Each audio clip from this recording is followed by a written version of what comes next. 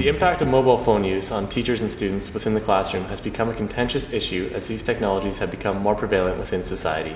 This topic sees students and teachers divided about the role that cell phones should play within post-secondary institutions. Taking an instrumentalist point of view, we set out to see how students and professors have been navigating the use of mobile phones in the classroom. Cell phones first began to be perceived negatively within the classroom when they started to be used for cheating purposes. They were starting to get used more and more. Cell phones are starting to get used more and more during exams. Before they were regulated, students could actually bring the phones into the exams.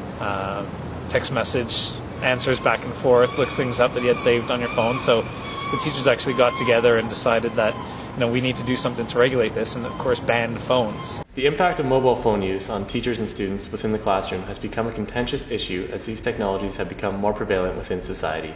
This topic sees students and teachers divided about the role that cell phones should play within post-secondary institutions. Taking an instrumentalist point of view, we set out to see how students and professors have been navigating the use of mobile phones in the classroom. Well, like anything else, I suppose it's like driving. You're doing some activity where you're supposed to be concentrating. The use of the phone, whether it's for emergency purposes in your mind or whether it's just for socializing, it's going to be a distraction. And so if you're texting or watching things on your cell phone, it can just be distracting to other students. So I say if you're going to do that. You can theoretically sabotage your own education, but you should sit at the back of the room away from other students. I'm pretty new to teaching, so for me I've always thought, in those classes where people have computers and people have cell phone. Howard Reingold writes that too often students are in a state of continuous partial attention. Reingold argues that students have too little control over where their devices lead their thoughts and suggests it is important to learn to manage attention. Like just this morning, this kid was trying to be all stealthy under the desk, and then she watched him for a second, and then she was like, you know what, screw this. And I was like, I'm sorry, can I have your full attention? And you could tell, if I were standing here right now doing your interview, but actually texting on my phone, would you guys be upset or would you be stoked? Yeah, absolutely. I'd be super choked. As Williams and Pence discuss, it might be better to use some of Reingold's ideas, such as designating some portions of class as technology on and other times as technology off. This might teach the lesson that there are times when technology is appropriate and sometimes when it is not. Further support is given by Javid, Malik, and Gujar, who say that students are in adulthood and wise enough to recognize their duties.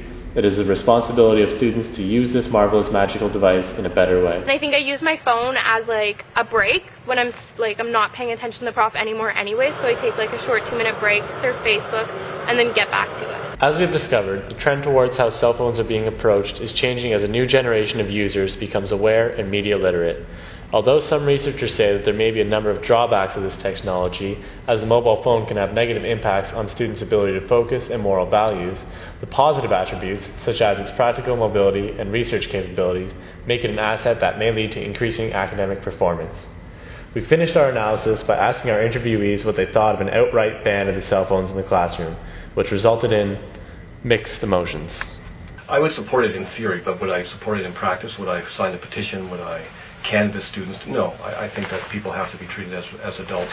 Would I support, however, a kind of an education program more than a ban where students were encouraged to think a little bit more about the way that those technologies can impact and can interfere with learning? I would be in favor of that. I think that people should be able to make their own decisions. I don't know if I would, I'm not very into banning something. I think it seems very extreme. You never know, people I'm crazy about my iPhone. I do everything. My calendar is in it. I need to know time. I need to check on it, I tend to not like banning things outright because it can create a sense of taking the responsibility away from the student and the individual. One of my profs has banned our cell phones. You get 1% off your final grade every time he sees you with your phone. It scares me. Personally, I'd feel pretty good about it, but I'm sure that there are a lot of people who would be super chill. But I would vote for banning. Ban them. Just do it.